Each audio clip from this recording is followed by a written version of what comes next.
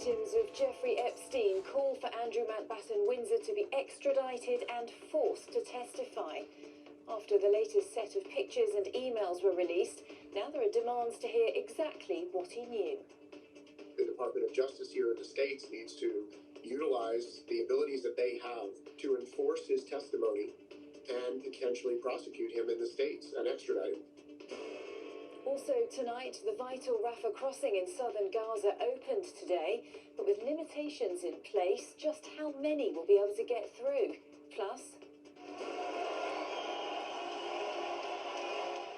making history at the age of 22, Carlos Alcaraz becomes the youngest man ever to win all 4 Grand Slams.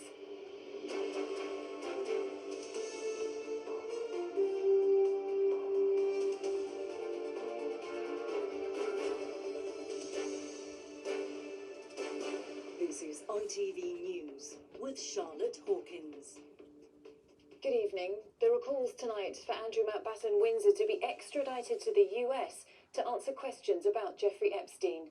A lawyer for some of Epstein's victims has told ITV News that American investigators should open proceedings against the former prince.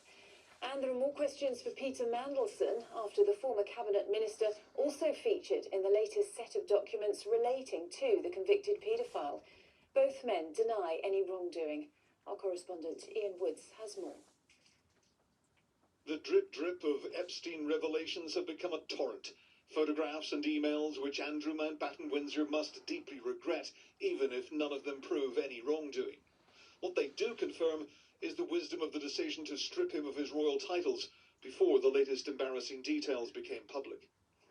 More emails between the disgraced paedophile and Andrew's ex-wife are equally toe-curling. In 2010, just months after Epstein had completed a prison sentence for soliciting prostitution, Sarah Ferguson wrote, "You are a legend. I really don't have the words to describe my love, gratitude for your generosity and kindness. I am at your service. Just marry me." The former prince has declined to answer questions from the US authorities, but a lawyer representing Epstein's victims says it's time to compel him to do so. If I were his criminal attorney, I would be saying keep your head down and don't say a word. But realistically speaking, I think the Department of Justice here in the States needs to utilize the abilities that they have currently under their capabilities and the laws of the states to enforce his testimony and potentially prosecute him in the States and extradite him. But it seems unlikely that it will lead to further criminal investigations. There's a lot of correspondence, there's a lot of emails, there's a lot of photographs, there's a lot of horrible photographs that appear to be taken by Mr. Epstein or people around him, but that doesn't allow us necessarily to prosecute somebody. The latest batch of material also embarrasses Lord Peter Mandelson, with photographs of him in his underwear, though he points out they provide no clear link to Epstein. There are also bank statements which appear to show he received $75,000 from Epstein in 2 separate payments. In a statement, Lord Mandelson said he had no record or recollection of these funds. But with victims, lawyers, journalists and the public poring over the millions of freshly released documents, it might not be the end for anyone caught up in the Epstein social network. Ian Woods, ITV News. Our political correspondent Tom Sheldrick joins me now with more on this. And Tom, there are questions tonight, aren't there, about the influence Jeffrey Epstein might have had while Peter Mandelson was in government? That's right. We're talking about 2009, when Peter Mandelson was the business secretary and Jeffrey Epstein had been released from prison after being convicted of soliciting prostitution from a minor. These latest documents include emails between them appearing to show Epstein requesting changes to a government policy on taxing bankers' bonuses. Mandelson replied saying he was trying hard to amend the plans. Then Mandelson suggested that the chief executive of the banking group JP Morgan should, quote, mildly threaten his cabinet colleague, the Chancellor Alistair Darling, over the policy. Today, Lord Mandelson has said that every bank was making the same argument about the policy, and his conversations in government reflected the views of the sector as a whole, not a single individual. But a Labour Labour MP Andy MacDonald has described this as another colossal misjudgment. He and a number of colleagues are calling for Lord Mandelson to be kicked out of the Labour Party. The Conservative leader, Kemi Badenoch, has also called for the Prime Minister to suspend his party membership and to launch an investigation into how Mandelson was able to be sent money by the convicted paedophile Epstein while he was in government. Tonight, the Labour Party have told us they take all complaints seriously and they are investigated in line with their rules and procedures. Sir Keir Starmer sacked Lord Mandelson as his US ambassador in the autumn after previous revelations. Now he's clearly under pressure to take further action. Tom, thanks very much. 15 people have been killed in a Russian drone strike on a bus carrying minors in Ukraine. The attack took place near the city of Dnipro in the southeast of the country. 7 others were injured. Ukraine's president today confirmed that more peace talks with Russia would take place on Wednesday and Thursday this week. The Iranian protester Irfan Soltani, who was due to be executed, has been released on bail. ITV News understands the 26-year-old was released yesterday with all of his belongings. Soltani is one of thousands arrested since the protests began at the end of last year. Speaking today, President Trump has said he's hopeful of making a deal with the Iranian regime and prevent the need for military action. Iran's supreme leader has warned that any strikes could provoke a wider regional conflict. The vital Rafah crossing between Gaza and Egypt reopened today for the first time in nearly 2 years. It will allow Palestinians needing urgent medical care to be evacuated out of the territory and will bring crucial aid in. It's been closed since Israel captured the border in 2024, and its reopening marks the next phase of the ceasefire agreement. But with strict limitations in place, there are questions over just how many will be able to use it. Laura Jones has more. A gate to the outside world. After nearly 2 years, Israel says it has partially reopened the Rafah crossing between the Gaza Strip and Egypt. This morning, trucks full of aid supplies and blankets went through for Israeli inspection, raising hopes on the streets of Khan Yunis. This woman said there are many people who want to travel, not to emigrate, but rather because they're students or want to return to their jobs, people who need treatment. Before the war, the crossing was the main direct exit point for most Palestinians in Gaza, as well as a key entry point for humanitarian aid in the south. It's largely been shut since it was seized by Israel in May 2024. A full reopening would allow Palestinians waiting for medical treatment to travel abroad, a number that the World Health Organization has suggested could be as many as 20,000 people. All these patients are critically ill patients, and they need to be referred out of Gaza. We're talking about cancer patients, cardiac patients.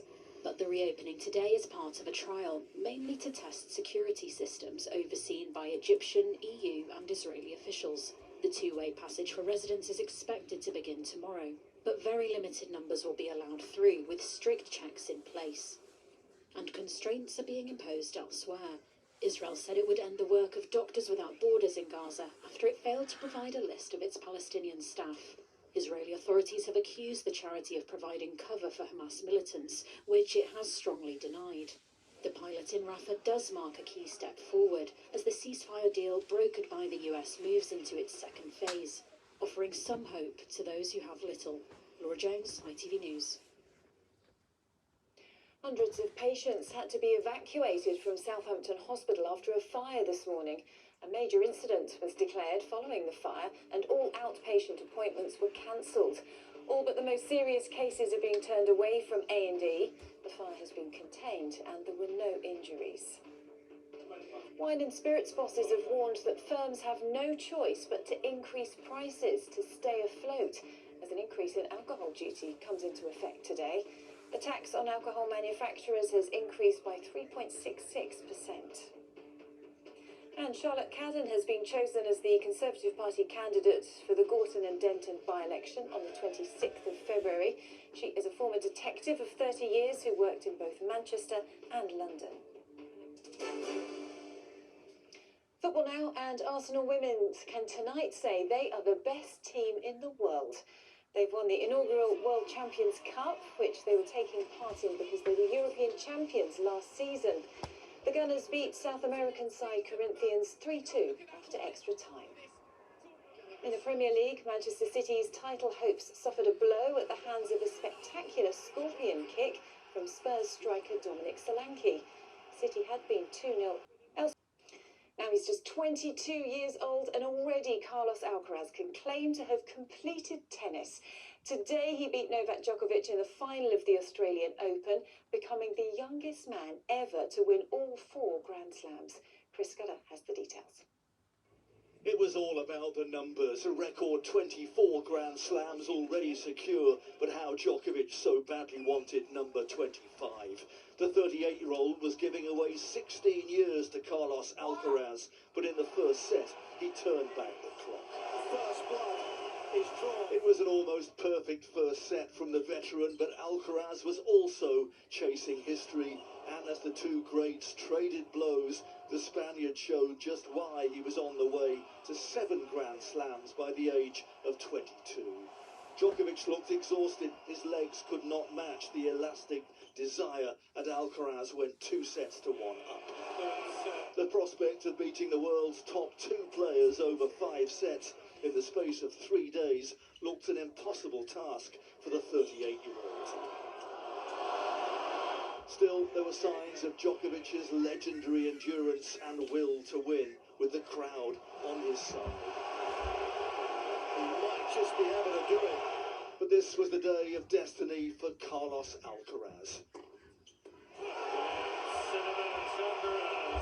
The youngest man ever to win all 4 Grand Slam titles at just 22. I think the best word to describe it is historic, legendary. So congratulations, and I wish you best of luck. You're so young, you have a lot of time, like myself. So I'm sure we'll be seeing each other many more times in the next 10 years. Yeah. And at this rate, a decade from now, few would bet against Alcaraz breaking the Djokovic record as the most successful male player in tennis history. Chris Scudder, ITV News. Finally, there's less than an hour to go until the biggest night in music, the Grammys.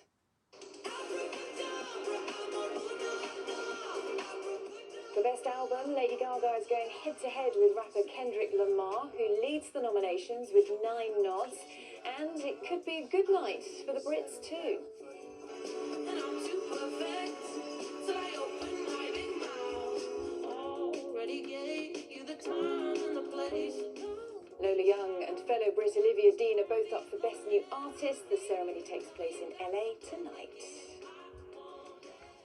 And Susanna and Ed will have all the details on who wins what in the Grammys on Good Morning Britain tomorrow morning, along with the latest headlines, of course. But that's all from us for now. I'll see you again soon.